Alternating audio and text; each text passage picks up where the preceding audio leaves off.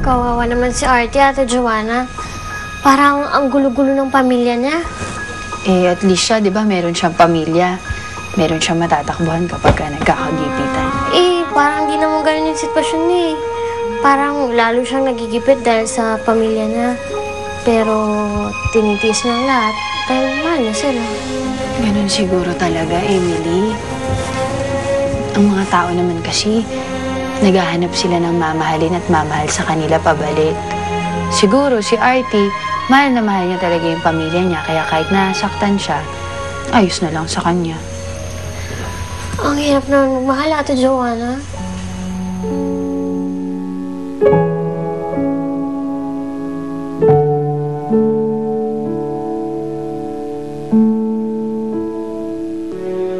Parang laging punong-puno ng sakit at hirap.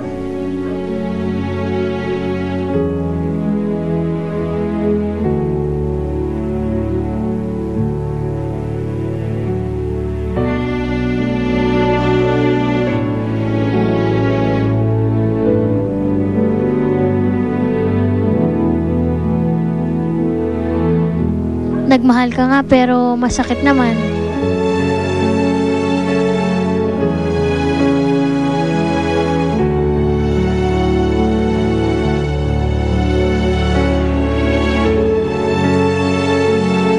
Minsan naman, dahil sa hirap, papakawalan mo yung mga taong mahal mo. Pero sa huli, ikaw pa rin ang masasaktan.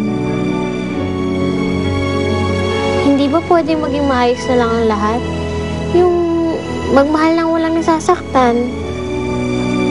Imposible yata yung sinasabi mo, Emily. Ibig sabihin, laging kadikit ng pagmamahal ang sakit? Oo. Kasi, paano mo malalaman kung paano magmahal kung hindi ka pa nasasaktan? Paano ka magiging masaya kung hindi mo pa nararanasan kung paano malungkot? Parte ng buhay yun, Emily. Minsan, kailangan mo talagang danasing masaktan at mahirapan na sa ganun malaman mo kung paano talaga magmahal.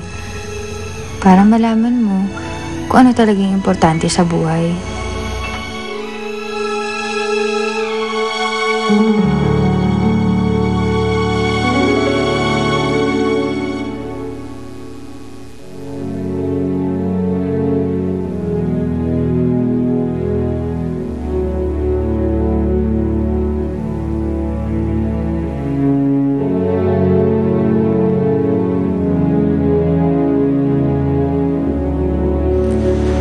May dahilan ng lahat sa mundo. May dahilan kung bakit ka kinuha sa akin. Mayroon ding dahilan kung bakit nakilala ko si Joanna.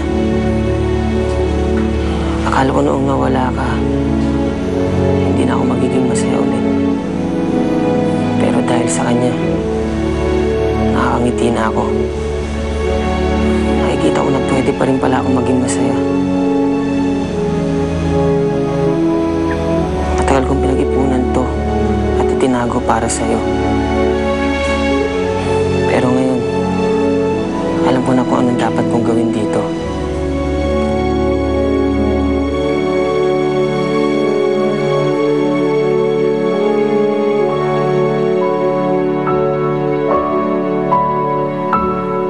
Kailangan nating makuha yung lotto ticket na yun sa mga bata.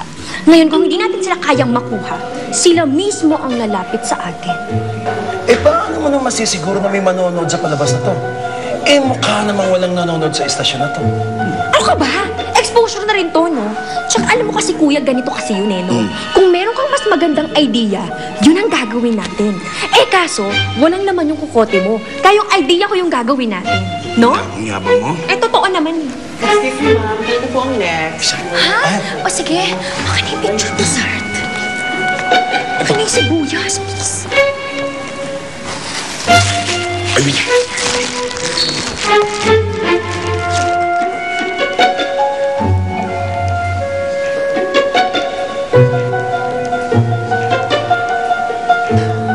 I'm ready for my close-up. yes! Ito.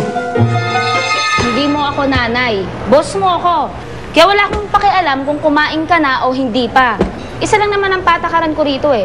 Kapag nagkamali ka, sisante ka na. Nakita niyo naman po yung nangyari sa kaibigan ko eh. Nagulpi po siya, hindi ko naman po siya pwedeng pabayaan. O pagkatapos nun, ang sinabi mo sa akin, hinatid mo mga kapatid mo sa bahay ampunan.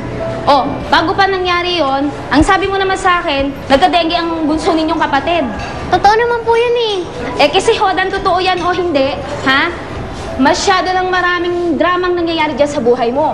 Kaya kung gusto ko ng drama, bubuksan ko lang ang TV at manonood ako. Hindi ko kailangan ng drama eh. Ang kailangan ko, tagahugas ng pinggan, kaya hindi kita kailangan. Ayaw rin naman po. Huwag niyo naman pong gawin sa akin daw. Kailangan ko po ng pera para sa mga kapatid ko. Sinabi ng ayaw ko ng drama, malis ka na dyan. Iniistorbo mo ako. Wala na ba tayo?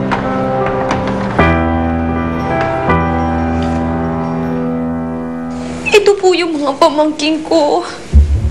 Si Emily, si Farah po, tsaka si Junix. Mahigit 1 linggo na po silang nawawala. Wait lang po yan. Wait lang po na. Kawawa naman yung mga pamangkin ko. Ako na lang po yung natitirang pamilya po nila. Ann, sandali. Kung makapagbibigay Marcela, po ng impormasyon. Hindi ba yan yung batang tinulungan mo sa ospital? Parang awa nyo na po. Pagbigay alam niyo Siya nga, po Ma. sa amin. Simon, tinan mo. Handa po kami. Ito yung batang tinulungan ko. Kung sino man po Siya yung ang lagi ko makakapagbalik napapanaginipan. sa amin, sa mga batang Sila. ito. Salamat.